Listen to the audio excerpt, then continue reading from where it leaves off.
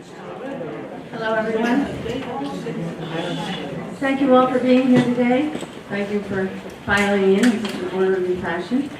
We have lots of chairs and tables here, and we're delighted to have each of you with us. My name is Penny Wright. Some of you are regular patrons here, and some are new faces. And for those of you who may not live in Southampton, who may live out of our library district, please take a newsletter. We have lots of events going on, and you're welcome at all of them. If you'd like to get our newsletter on a regular basis, just join the Friends of the Library for any amount you like, and you will be mailed our newsletters 4 times a year. So that's great. Most of us here at the library read and love to read, and I am no exception. And I'm going to begin by saying that a number of years ago, I've forgotten when this first book was published, but A Mountain of Crumbs was Elena's first book, the memoir. And when I read it in, was it 2010? I fell in love with it. And she came out to talk about it. She then wrote a second memoir, and the title of that is Russian Tattoo. We all love that book as well. She visited us a third time when she came out to talk about censorship. She had written a piece in the New York Times. I don't think it was an op-ed piece, but it was a piece in the New York Times about censorship, about growing up in Russia and what it was like. And so she came out and talked about that subject.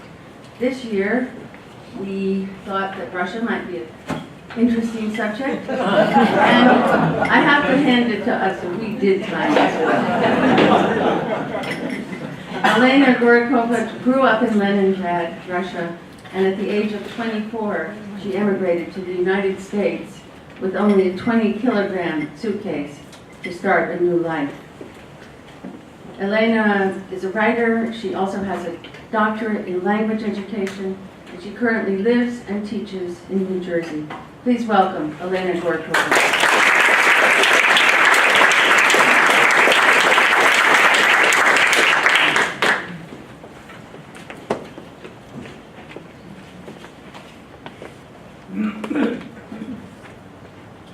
Thank you, Penny, for this introduction and for inviting me to speak here again. And thank you, all of you, for being here. And those of you who read the announcement of this talk in Newsday, I have to disappoint you. I'm not a former KGB agent. But I will be speaking about one. To explain my connection with Putin's Russia and pre-Putin's Russia. I was, as Betty said, I was born and raised in Leningrad. I graduated from the University of Leningrad. I taught English for a couple of years, and then I moved to this country in 1980. And since then, I've gone regularly for a visit, to visit my family and friends every year or so. And I wrote these 2 books. One was A Mountain of Crumbs, which is about growing up in Soviet Russia. It came out in 2010, published by Simon & Schuster. And the second one is Russian Tattoo, which is also a memoir about being an immigrant in this country. And that was published in 2015. The time when I lived in Russia for 24 years was a time of political and economic stagnation. The president of Russia was Leonid Brezhnev, if you remember him. He had these huge eyebrows and slurred speech and a chest full of medals. And at that time, Russia was completely isolated from the West. We literally lived behind the Iron Curtain. We couldn't travel to other countries. We couldn't read newspapers or magazines published in other countries, or even books published in other countries. We had 3 television channels and 2 newspapers. One was called Pravda, which means the truth, and the other one was called Izvestia, which means the news. And the current joke at the time was, there is no truth in the news, and there is no news in the truth. Life was predictable, everyone had a job, everyone was poor. I made 80 rubles a month working as a secretary in an organization called the House of Friendship and Peace, which was responsible for inviting and showing around groups of foreign delegations, politicians from all over the world. And a pair of winter boots made in Finland at that time, if you were lucky enough to find a pair of boots made in Finland after standing online for hours, was 160 rubles a month, twice my monthly salary. And to reflect that, there was another current joke at the time. Speaking about the government, we used to say, they pretend to pay us and we pretend to work. And we all played the game of vranyo. Vranyo is a Russian word which means lying, but it's a special kind of lying. I learned it in nursery school from Aunt Polya, who was in charge of the kitchen and who wasn't really my aunt. She would come up at lunchtime holding a jar of warm milk and a tray with buttered slices of bread that had absorbed all the rancid smells of the kitchen. And she would watch us closely to make sure that we ate and drank everything. We all knew she was watching us. She knew that we knew, and we knew she knew that we knew. She gave us surprised glances, and we chewed diligently, pretending that we didn't expect her to look. We all played this game of Vranyo. My parents played it at work, and my sister played it at school. All of us pretended, the watchers and the watched. Our life in Soviet Russia had almost schizophrenic quality. The government lied to us. We knew they were lying. They knew we knew they were lying, but they kept lying anyway, and we pretended to believe them. And yet there was strangled poetry in that monochromatic communist world. There was theater. My sister was an actress.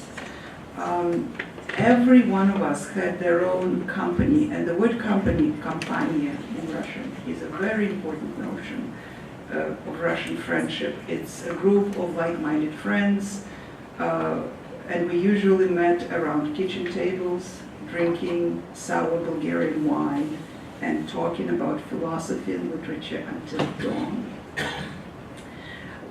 And I was learning English. That was also part of poetry. English for me, the foreign language that sounded, I went to special school to learn English.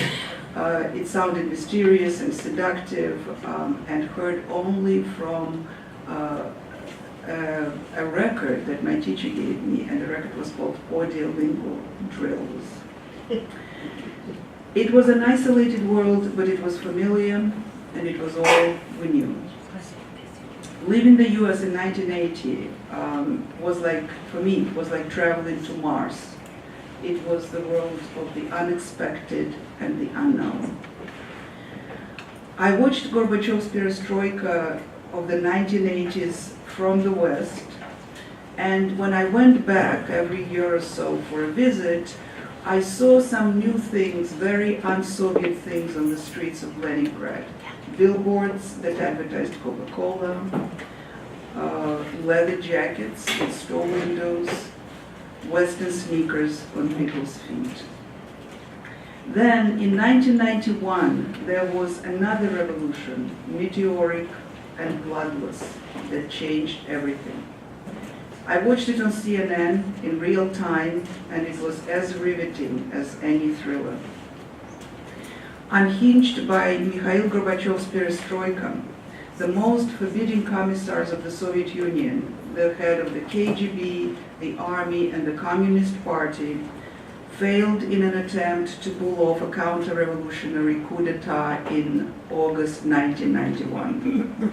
They were arrested and locked away in a notorious prison in Moscow called the Sailor's Rest. The tanks they sent onto Moscow streets never stopped clear of the crowds and never fired a shot. People poured onto the streets of Leningrad and Moscow to erect barricades and to protect the parliament buildings. A day later, the red flag of communism was pulled down, and in its place, the old tricolor flag of Tsarist Russia was raised into the sky. Everyone was euphoric on both sides of the Atlantic. We were witnessing the end of a 70-year-old era of 74-year-old communist empire, and we were welcoming a new, hopefully a new time, free of totalitarianism and old fears. For the first time in Russian history, we were witnessing a glimmer of possible democracy. There was one man, however, who did not share this euphoria: Vladimir Vladimirovich Putin. Putin's resentment of the West was rooted in his experience of decline and fall. It wasn't the decline and fall of communist ideology. Like me, Putin was a child of the Vranье generation, of the cynical time. It was the decline and fall of Russian power and pride. Putin was born in 1952 and grew up in Leningrad, my city, I'm sorry to say, where during World War II, Nazi troops imposed a 900-day siege that starved the city. Putin's father was badly wounded in the war, and Putin joined the KGB in 1975 when he was 23 and was eventually sent to East Germany.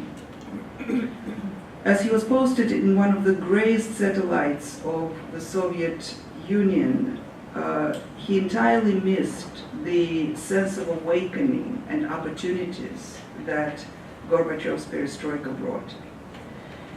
At the very moment when the Berlin Wall was breached in November of 1989, Putin was in the basement of the Soviet compound in Dresden, feeding top-secret documents into the furnace. As crowds of Germans threatened to break into the building, officers called Moscow for assistance, but in Putin's words, Moscow was silent. After that, Putin returned to Russia, where the sense of post-imperial decline persisted. The West no longer feared Soviet power. Eastern and Central Europe now was beyond Moscow's control, and the 15 republics of the Soviet Union were all going their own way. What he saw was that an empire shaped by Catherine the Great and Joseph Stalin was disintegrating. Then in 1991, an attempt of coup d'etat failed, and the red communist flag was replaced with the old tricolor. The fall of the imperial state meant the loss of 2 million square miles of territory, a parcel the size of India. Since the Soviet republics became their own countries, tens of millions of Russians found themselves abroad. And Russia, the Soviet Union was comprised of 15 republics, and Russia was only one of them. So the 14 others all pulled away and became their own countries. Russia lost the population and the territory. There were newfound freedoms of expression, travel, religion, and association, but there was also a palpable sense of disorientation, humiliation, and drift. In speeches and interviews, Putin recalls the 1990s as a period of unremitting chaos. More than once, he referred to the disintegration of the Soviet Union as the biggest geopolitical catastrophe of the 20th century. The old system collapsed, but there was nothing to replace it. New Russia was a lawless society. It was the time of the Wild West, when food disappeared from stores again, when there were lines for milk every morning. The ruble reform caused many people to lose their life savings. There was hyperinflation and a collapse of basic services. The Russian president at the time was Boris Yeltsin, and every day he looked weaker and weaker and drank more and more. The shock therapy pushed by Western advisors and politicians translated into corruption, kleptocratic privatization, and the economic downturn as severe as the Great Depression. Most Russians blamed not the corrosion of the old system, but the corruptions of the new. Demokratia, which is the Russian word for democracy, was popularly referred to as dermokratia, which is a word for shitocracy. On New Year's Eve 1999, Yeltsin appeared on national television seated in front of a Christmas tree. He announced he was resigning. "I have done all I could," he said. "A new generation is coming." With that, he appointed as his successor Vladimir Putin, a relatively obscure intelligence agent who had been accelerated through the ranks because he had proved himself disciplined, shrewd, and above all, loyal to his bosses. One of Putin's first decrees was to protect Yeltsin from future prosecution. Then Putin set to stabilize the country and put it on a course of traditional Russian autocracy. Putin revealed his distrust for an open system almost immediately. He saw a state that had become barely functional, and he set about restoring its authority the only way he knew, manually and from the top.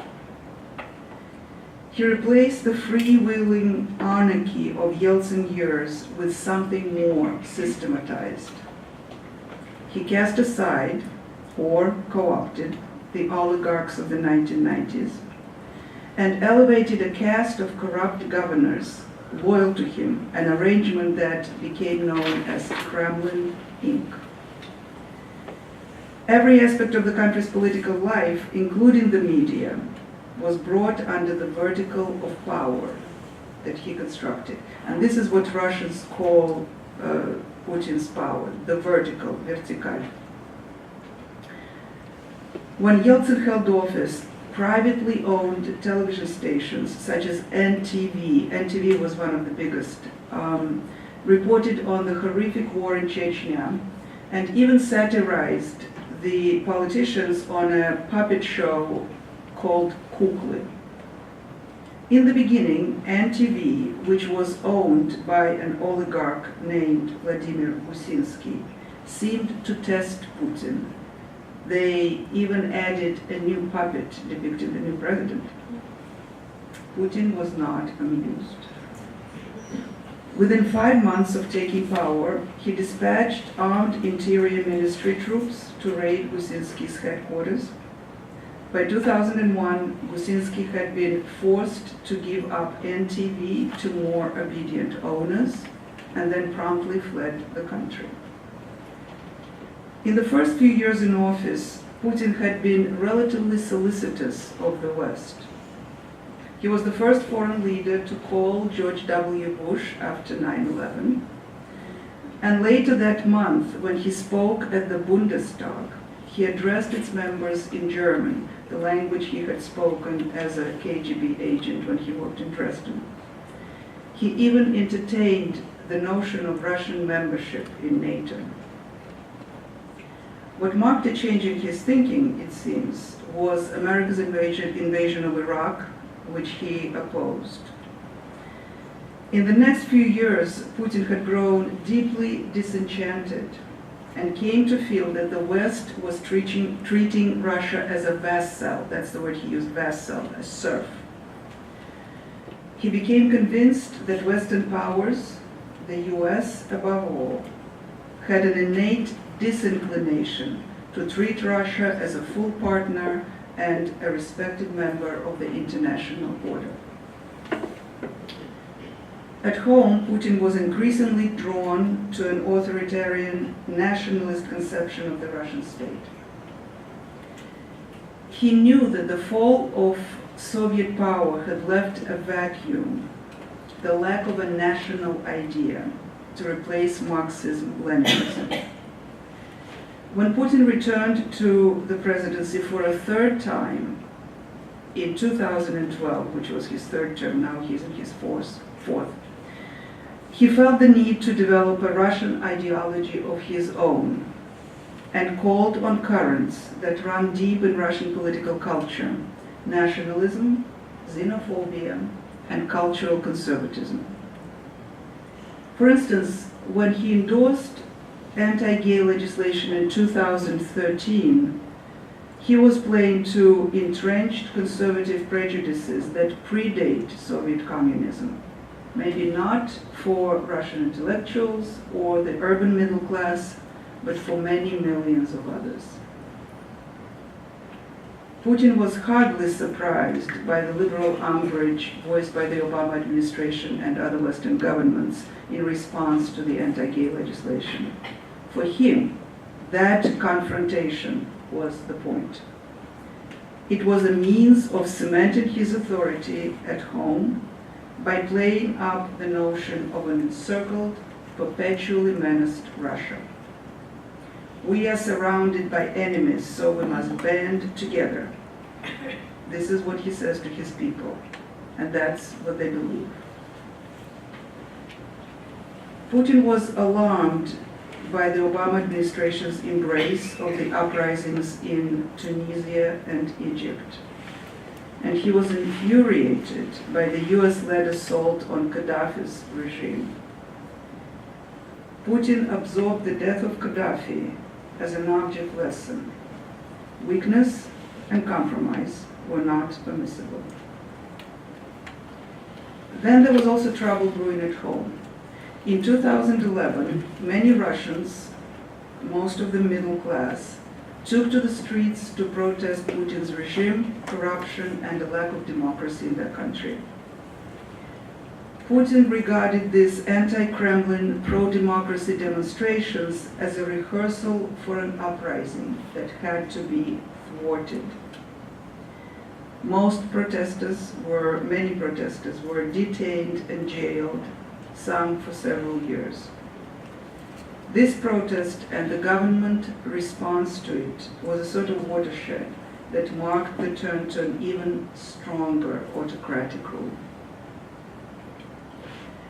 In February 2014, President Viktor Yanukovych of Ukraine, weakened by months of protests, fled Kiev. And I have to say that Putin felt that Ukrainian revolution, as well as Georgian revolution before that, was the job of the Americans. He blamed Hillary Clinton and Obama for that. This was when Putin made the decision to invade Crimea. He feared that Ukraine would turn its back on Russia and gravitate toward Europe. It was a way for Putin to signal, loudly and rudely, that he was finished going along with the Western-led order. It was personal as well. The fall of Yanukovych led Putin to worry about his own power and well-being. The majority of Russians loved the return of Crimea to Russia. Krym nash, Crimea is ours, was and still is a popular chant. The peninsula had some strategic naval installations. It also had a beautiful coastline and was a popular sea resort. And when I was a university student, I spent several Julys camping on a beach in Crimea with a group of friends. And the beach was under a mountain peak, and on the mountain peak there was a border patrol observation point, which I thought had some sophisticated equipment and troops that were watching the waves of the Black Sea for intruding Turkish boats, something like that. But in reality, in another instance of Vranyo, this border patrol observation point was manned by two 19-year-old privates who were perpetually hungry and who every evening would come down the mountain to join us for dinner and to share the contents of our cans and a gallon jug of wine that we had bought that day from wine dispensers on the street. So these are some characteristics of Putin's Russia today. Dissent has been effectively marginalized. Opposition candidates are frequently kept off the ballot on legal technicalities. Some 30 journalists have been murdered in Russia in the past decade and a half. Human rights groups that accept funding from the West are registered in Moscow as foreign agents. Russia has neither the rule of law nor an independent court system. Russian police are completely corrupt and a tool of repression rather than law enforcement. My friends who live there always tell me that they're more afraid of police than the criminals. And a few years ago, I witnessed a tiny example of this corruption. My friends and I were driving in Petersburg. He was driving. They're a married couple about my age. He made a turn onto Nevsky Prospect, which is the main avenue of the city, and there was a minuscule sign that said no right turn that nobody could possibly see. And of course there was a police car waiting, to stop everyone who made this turn. And we were stopped, and the policeman came to the driver's window expecting a bribe. And my friends who are in opposition to Putin's regime are very adamant about not to contribute to corruption in any way. So instead of giving him a bribe, my friend asked for a report to be written so that later he could go and pay a fine. And the officer was upset and perturbed and angry that he had to do this work. But it took, 15 minutes for him to write a report. And at the same time I was watching what was happening. The other policeman was standing there and, stopping every car that made the right turn. And in that time, while he was writing a report for us, he stopped about maybe 9 or 10 cars, and I watched the exchange. The exchange was all the same. He would lean into the window, the driver would pull out a wallet, a bill would change hands, the car would leave. And the whole thing took 30 seconds.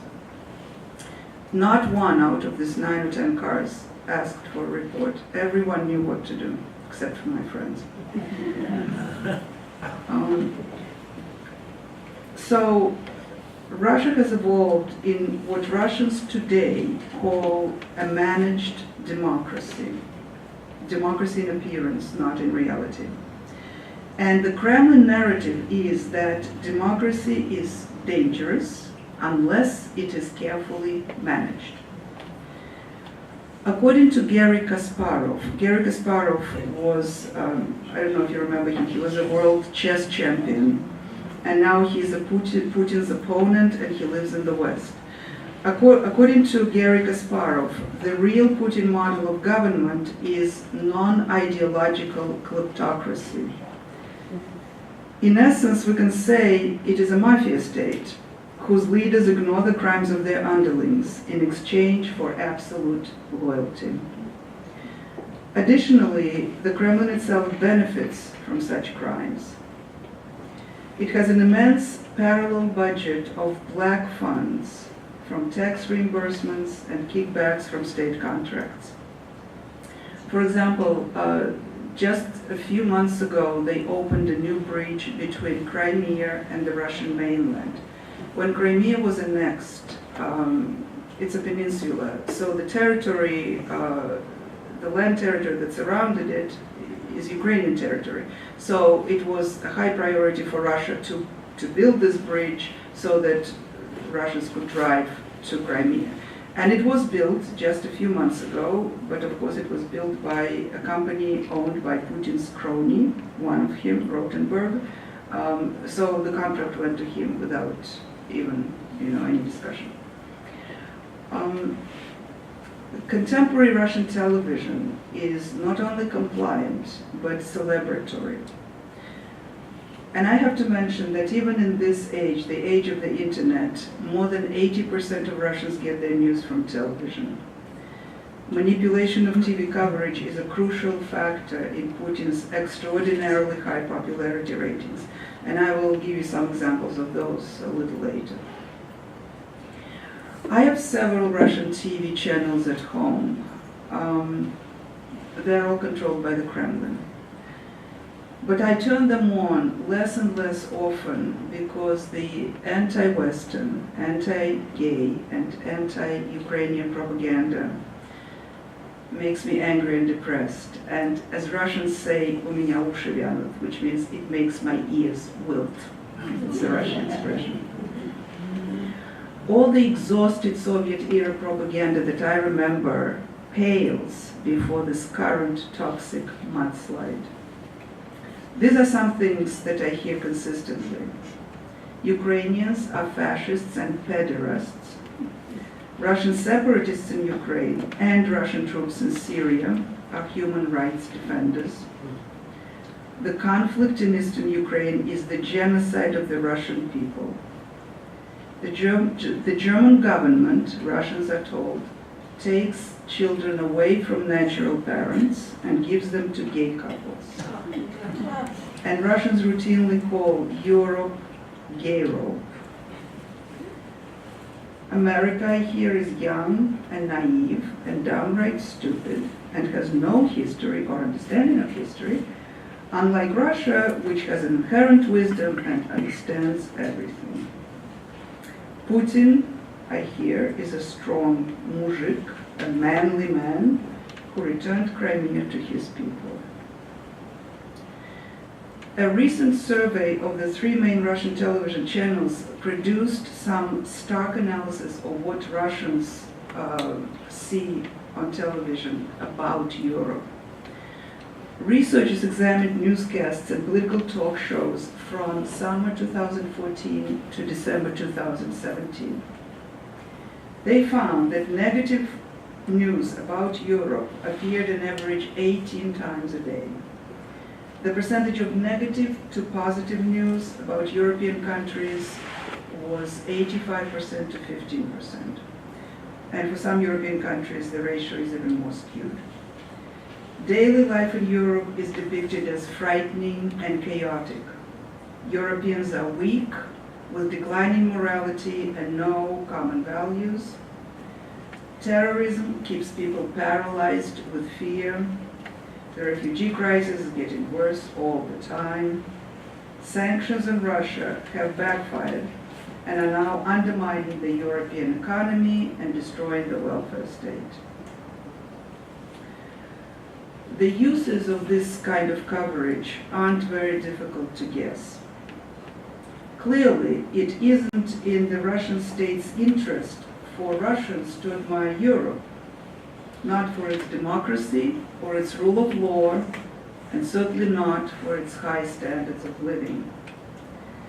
If the Putin regime can undermine the idea of Europe and make it attractive to Russians, then it removes a source of hope and a possible model.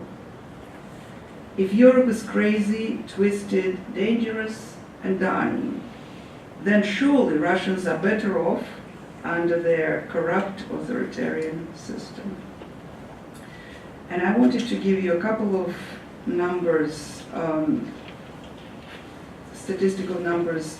These were collected, these are the latest from Levada Center, which is a respected opinion research organization that is not controlled by the government. Putin's approval rating. This is the latest. It's from May 20th, 2018.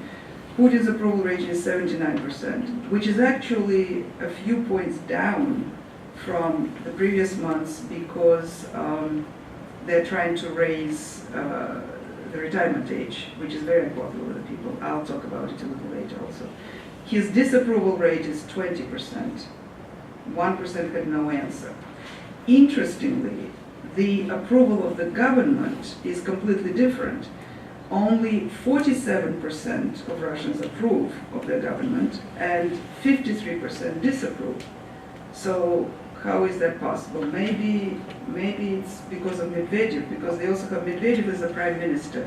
Medvedev is the one with whom Putin switched in 2008 so he had a break in being president so he could run for 2 more terms. So Medvedev's approval rating is very different. Only 42% people approve of Medvedev and 42% and 57% disapprove.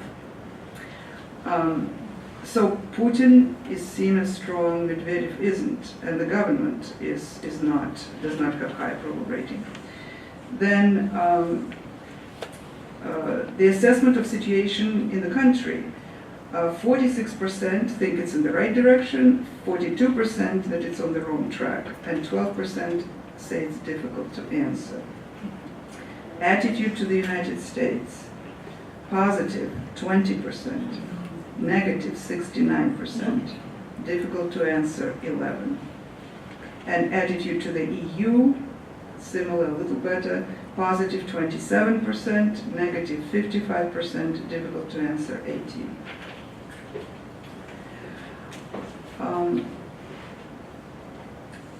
So what I hear from Russians after the fall of communism in 1991, the loss of territory, the economic chaos, what Russians say, most Russians, that their country lost its power, and the expression they used, their country was on its knees.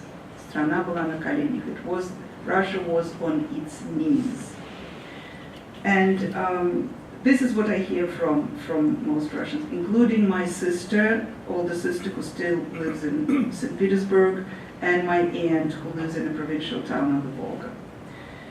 And according to most Russians, Putin has brought order and lifted Russia off its knees. By the majority of Russians, he is seen as a strong leader who has stabilized the country and made it great again. When you read or listen to Russian media, it becomes clear that there is no such thing as fact or truth in Putin's Russia. There is only spin and manipulation that advance the government's preferred narrative. There is only muddying the waters with alternate plots, conspiracy theories, and fake news.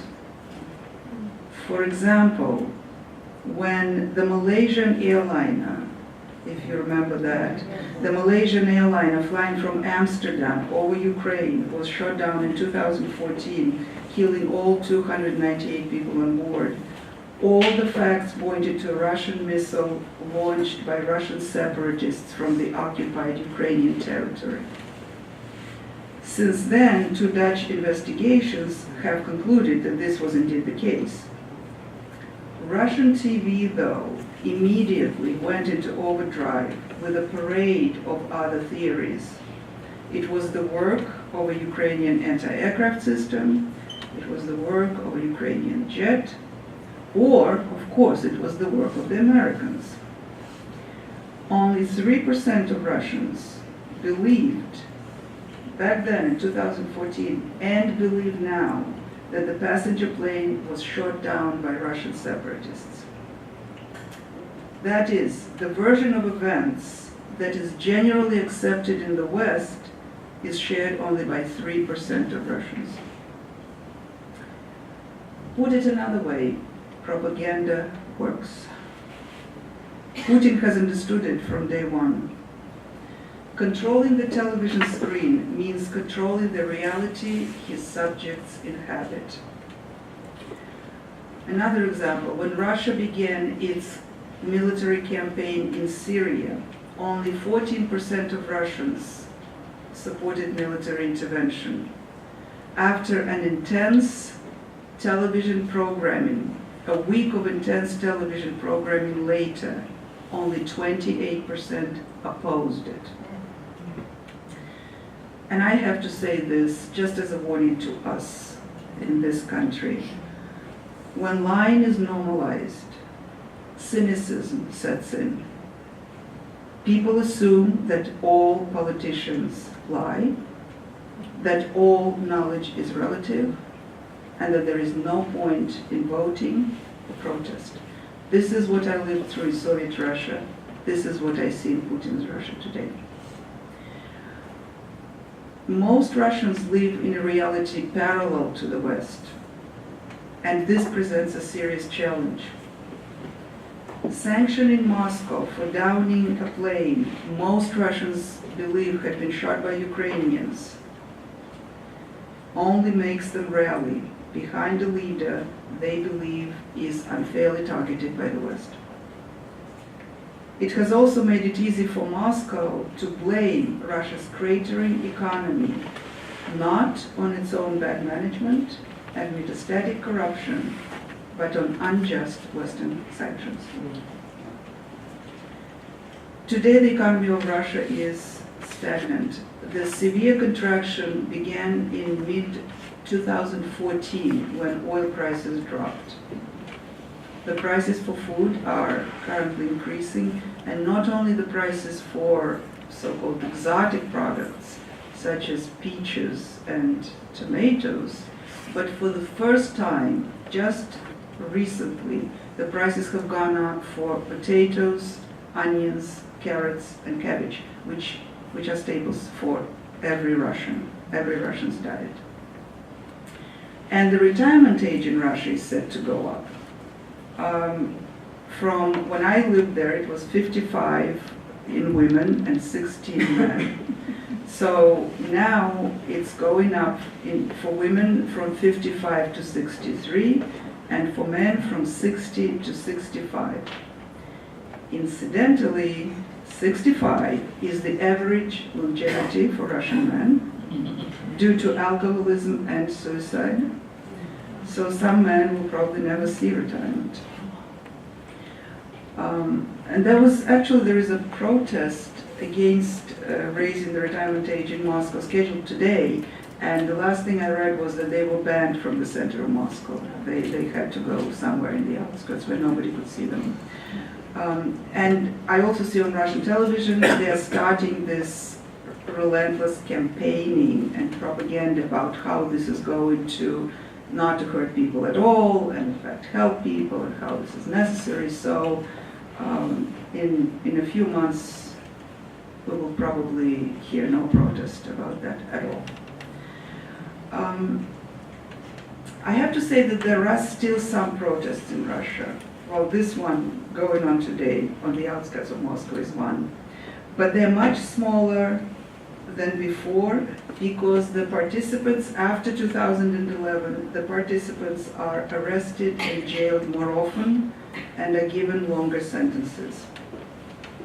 Last year, during the anti-corruption protest all over the country, but particularly in Leningrad, St. Petersburg, it happened in June.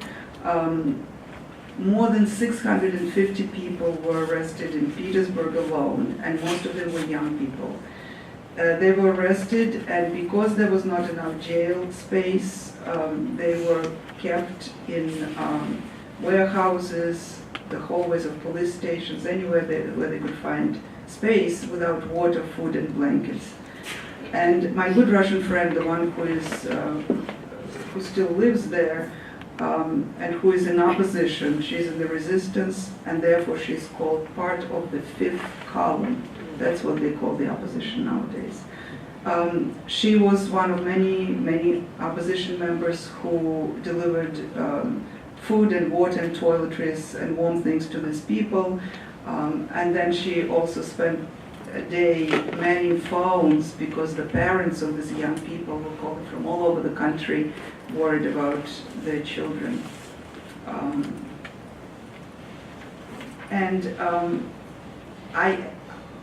I happened to go to one of those protests when I was there a few years ago. It was in Petersburg. It was in January. And the protest was against the new law Putin just signed in response to Magnitsky law. The new law barred foreigners from adopting Russian orphans. And that was, I think, 2013 or 14.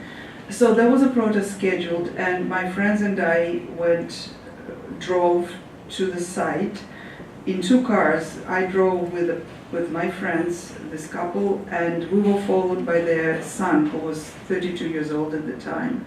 He was following us in his car, and there was a police checkpoint near the site of entrance to the protest field. It was in the field of Mars.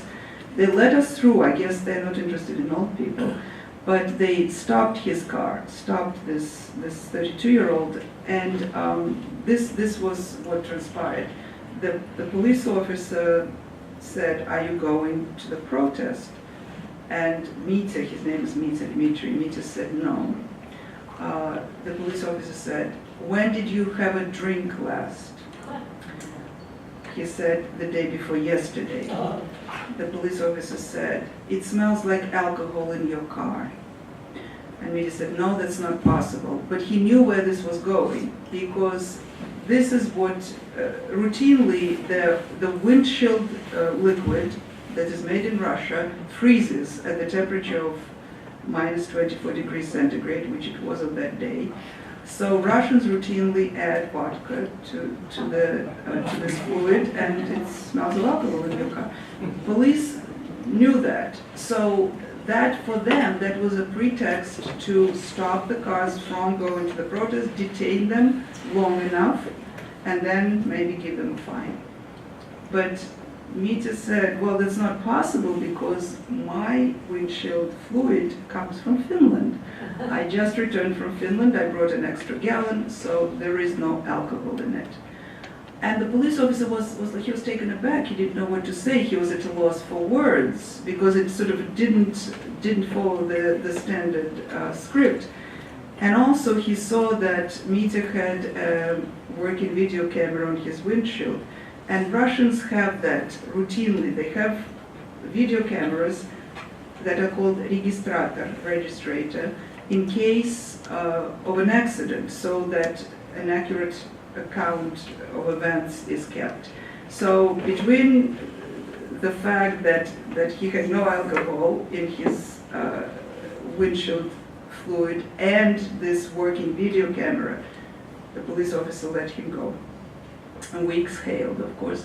We went to the protest and we crunched on snow for an hour with like-minded people, and it was great with handwritten signs. And then when we were returning on the way back, the police car was still there with the same police officer, and they Mitya and the police officer locked eyes for a second. Of course, he knew that he went to the protest, so he's not going to come back. And then Mitya quickly left. He knew it was time to leave. It was sort of this, we all felt it was this tiny fight that he won in this gigantic battle. But it was time to leave. So he quickly left. So just to end this, when I lived there for 24 years, when I lived in the Soviet Union, we were separated from the rest of the world with the official Iron Curtain. In Putin's Russia, it seems that people have created their own private Iron Curtains in their minds, shutting themselves off all reliable sources of news, cowering inside their own myopic world of phobias. And this world, in the Putin's world, in Putin's Russia, is ruled by 2 dictums. First, Russia has its own way, different from other countries, and indeed different from the rest of the world. Russians have always been convinced of their country's special path, their special role in history. And the second dictum is that Russia is surrounded by enemies. This is what bands people in today's Russia together.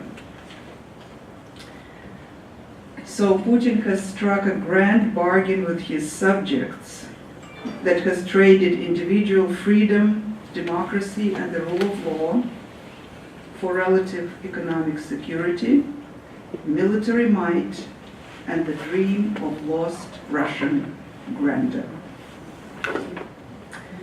Thank you.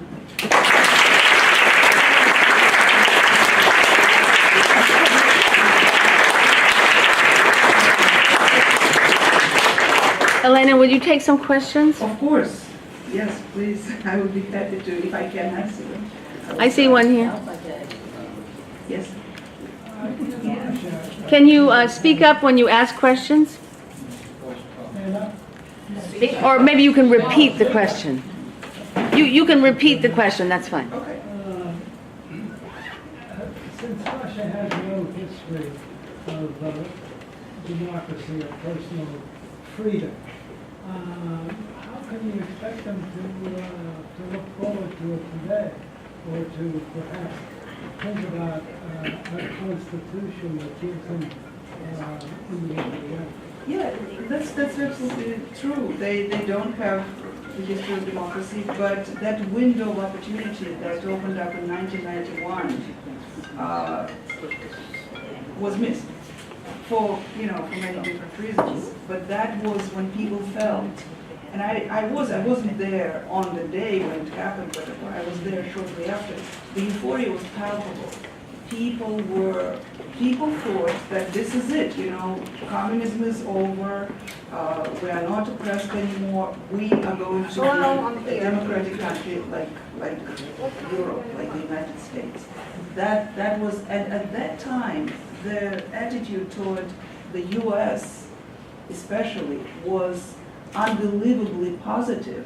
Most people loved the US, they wanted to be like the US, they were looking up to us.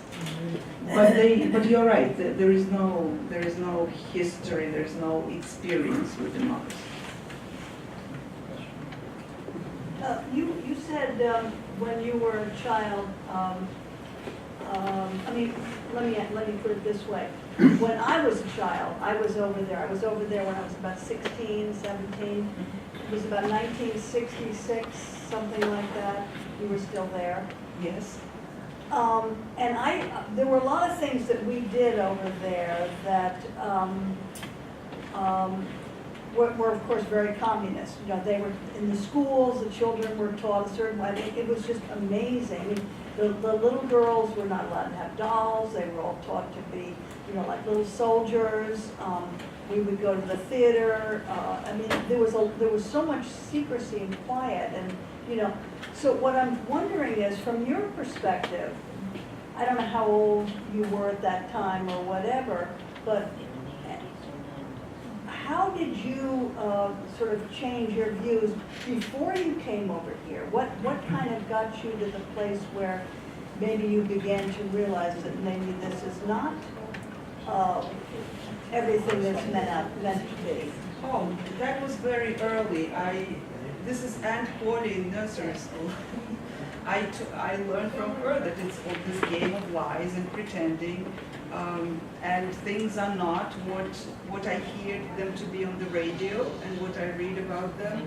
And then, when I was learning English, so I couldn't read any periodicals, but I could read some books, which sort of made their way illegally sometimes across the border. And then I went to the university where I studied English, and the English department of the university, because we could actually speak to people in English, and there were some foreigners from English-speaking countries who came, and we had contact with them, and we could talk. There was this There was I guess I was part of the, of the university crowd, of the intelligentsia, who knew that it was all a lie, a big lie. And of course we knew about academician Sakharov, Dr. Sakharov, who was the epitome of opposition. And we knew about Solzhenitsyn, and we knew about banned books. We knew about people who defected to the West, the artists, the ballet dancers, the sculptors who were either pushed out or defected. Joseph Brodsky, who won the Nobel Prize for poetry in this country when he lived here already. We knew his poetry. I actually was the one, I had a portable typewriter at home, and I was making copies of what's called samizdat, self-publishing, samizdat, of illegal or banned books, poetry, most of it. I was typing Brodsky's poems that you couldn't get any other way, Mandelstam's poems, Pasternak's poems. And then I would the typewriter would make 5 copies of it with carbon paper, and I would keep one for myself and give 4 to my friends. But there was this awareness. I also lived in a big city. Leningrad still is a big city. But I was definitely the minority. No, I understand that, but it just, I mean, I guess it's just about the knowledge and the infiltration of other people that help you to see that there's something more. Right. I don't know. Yeah, Yes. fine. Rich. Yes. Now, I've spent some time in Russia, and I got acquainted with a lot of the people while I was there. Do they still have communal apartments in the Russian cities? Probably somewhere they still do, but there has been a great movement of getting people out of communal apartments, and it is done by private companies who, the communal apartments, most of them were in the center of cities, in very good locations. They were terrible because maybe 8 or 10 families lived in the same apartment, sharing a kitchen and a bathroom, but the location was very desirable. So these real estate developers, Russians, came in, bought them out, moved them to small individual apartments somewhere on the outskirts, bought the communal apartments and renovated them, and so that has been going on.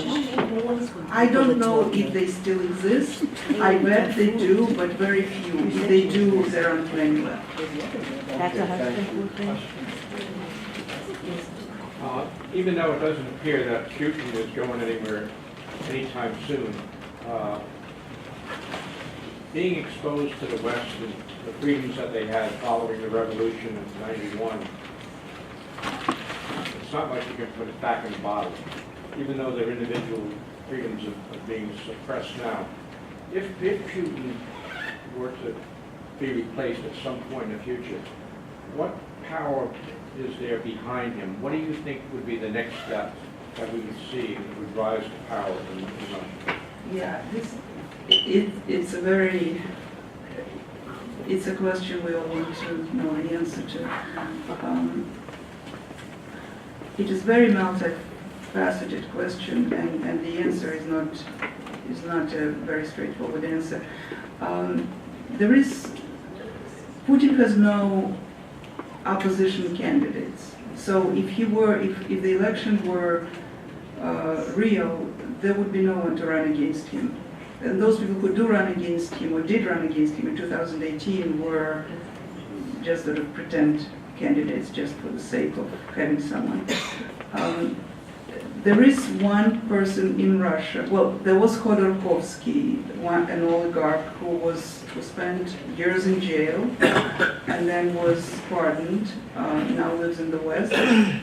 He had plans to have his own party. I don't know what he's doing now because he went through some terrible times, as you can imagine, in Siberia. Gary Kasparov, but they all live in the West. The only person who is there now, who actually drives some protests and drove this protest last year that I mentioned against corruption, is Navalny. His name is Navalny, and his platform is he runs against corruption, because Russia is an extremely corrupt. This vertical of power breeds corruption on every level. So his platform is, let's get rid of Putin because he is the source of this horrible corruption. He was arrested several times. He was sentenced to, I think, several months. Now he's under house arrest. Every time he goes out on the street as part of the protest, he gets arrested. But he hasn't been made this scapegoat like Khodorkovsky, who really was sent to Siberia for 10 years, or like Magnitsky, who died in prison. But I think everyone knows, everyone who runs against Putin knows what the fate is going to be. It's guaranteed. It's pretty much guaranteed that you will be killed. And now, of course, we know that you can be killed in London. You don't even have to be in Moscow. So it's a very good question. But the other part of it that I wanted to mention is you would think that after the revolution and with all this possibility of democracy, people would want democracy and people would strive for it, fight for it. But the new generation, actually, Putin was able to manipulate the narrative to the extent that now Joseph Stalin is a good leader. Well, he made mistakes, but who doesn't? He built the Russian economy, he built the Russian industry, he won the war, so there is more good about him than not good. And therefore, we have to respect him and build monuments to him. There are monuments to Stalin right now. And in fact, there is talk about changing the city back to Stalingrad, the name of the city on the Volga. So there is this turn back to, as if everyone forgot, that 20 million people died in the Gulag, 20 million Russians, if not more, died in the Gulag, were killed for telling a joke, some of them, for reading the wrong book. And that is very dangerous, because Russia, unlike Germany, Russia never looked back and searched their soul about what happened during Stalin and why this terror happened, why this monstrosity happened, and why people did that to themselves. They never looked at it that way. They never examined it, and it's back. It's now back. Now Stalin is good, Lenin is good, communism was good if you ask some of them.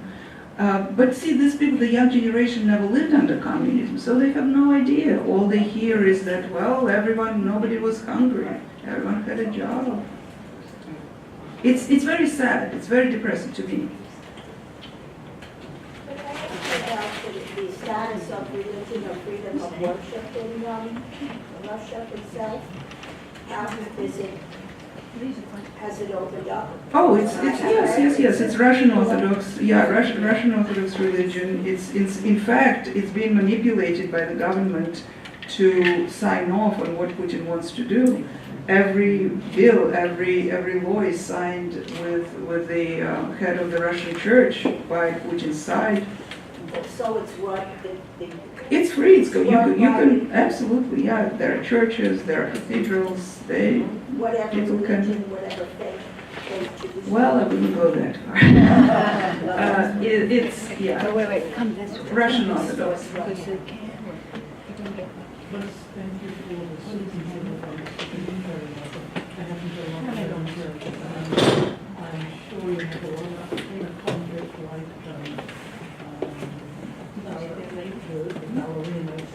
day we talk about how much they're still out there. You mentioned sanctions. None of the sanctions have gone through as of what I heard from Rachel Maddow.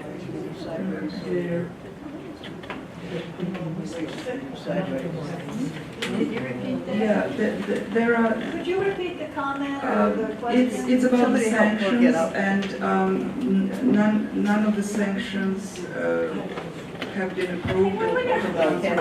No, actually, there are sanctions. There were layers of sanctions, yes, started with Magnitsky, the Magnitsky Act in 2013, and there were several layers. Then there was, after the annexation of Crimea, sanctions from both the EU and the US. And the Magnitsky Act was also had some sanctions attached to it. The latest, maybe what you heard, and this is a guess, is possible that the Trump administration is delaying the sanctions that he signed. Yeah, he can't veto them. The Congress did not allow him to veto the sanctions, but the government has to impose them, and he is delaying the imposition. Thank you. I'm going to ask you a question about Estonia. Take your feet out of there. What do you think and how long it might take for Putin to decide cross the Narva? It's very scary. Isn't it? Oh my goodness! Estonia is very close. It's only 2 hours from Petersburg. Narva, you just go. Norway. Oh, it's 2 hours from Petersburg, but you can. It's right on the border. Oh, yeah. Estonia is very frightened right now. Especially, it's a member of NATO, but especially after our president said something. You know, he questions this Article 5 of NATO when one is attacked. It's an attack on all. Just on Fox News driving here, I heard that he said something like, "Oh, Montenegro is so small. Why should we, you know?" So if you are Estonian, yes, all Baltic republics, especially Estonia, which is so close, It's right into the is North very Sea. frightened. It's a small country. It's very frightened. The Baltic countries were Soviet republics after the war in 1948 until 1989. They were part of the Soviet Union. 1940. 40. 1940. Yeah. Okay, sorry. Okay, so the war to 1989 when they became their own countries, and they refer to that time as the catastrophe, being part of the Soviet Union. 50 years. Yeah. What impact does the internet have on the protests and the sanctions in the country? Well, I think it's the same social media as we saw in Egypt and Tunisia. The protests are announced on the internet or social media. So that, and because the protesters are young, at least in the last one they were, so that is important. But you have, Putin knows what to ban, and they just banned something. Facebook is still there, but they banned another social platform called Telegram that was very popular with young people especially. That was completely taken down. So if he sees that this is what's used in the protest, it's going to be taken down, there's no question. And it maybe the minutes a little bit, but in your opinion, why does Putin seem to immerse himself in American politics? Is it for the national profile? Is it a defensive stance? Or is it more of an offensive stance? Are you referring to the election meddling? I'm referring, it could be the meddling, it could be just the way he's captured the media's attention. I see it more of just an immersion into our society. I don't know if it's to get high profile, to get on the national map, or is it defensive or not? Yeah, he of course he wants to be seen as a powerful leader, but his goal is to destabilize democracy in the world every way he can. His goal is to divide and conquer. It's to fray the alliances. It's to pit, let's say, NATO members against each other. And what Trump did in this last NATO trip is exactly what Putin loves. He did his job for him. He frayed the alliance. In fact, I just read, according to Michael McFaul, who was the Russian ambassador to Moscow under Obama administration, McFaul said, Trump has done more damage to NATO than Russian and Soviet leaders in 18 months. He has done more damage to NATO in 18 months than Russian and Soviet leaders in 7 decades. And it's true, because the Soviet leaders couldn't do anything, because NATO was very monolithic, and now it isn't. When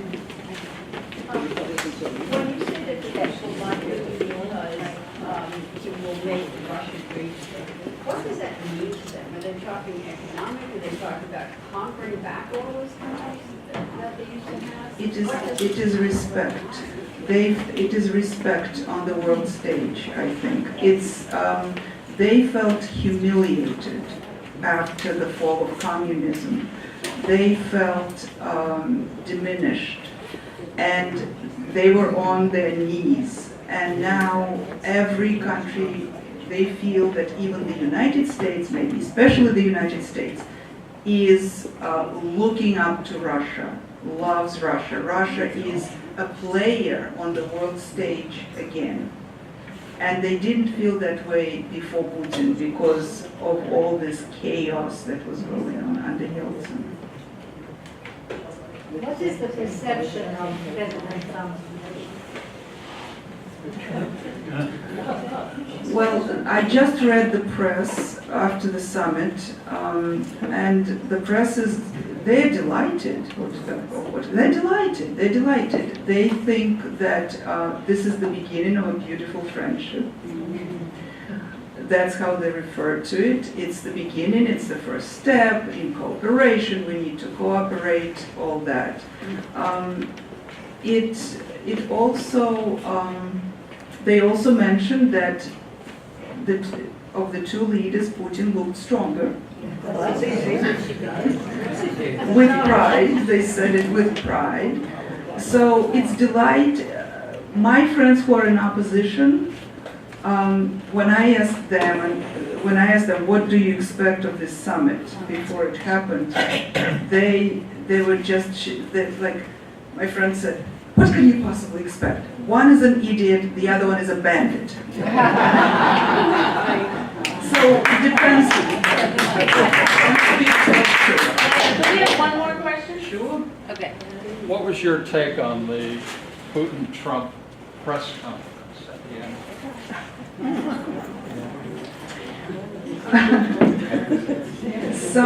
Someone I read somewhere, and I totally agree that Trump had the body language of someone taken hostage. Well, then the second question is, did they talk about grandchildren the 2 hours they were alone? According to Gary Kasparov, Trump was there to receive instructions. As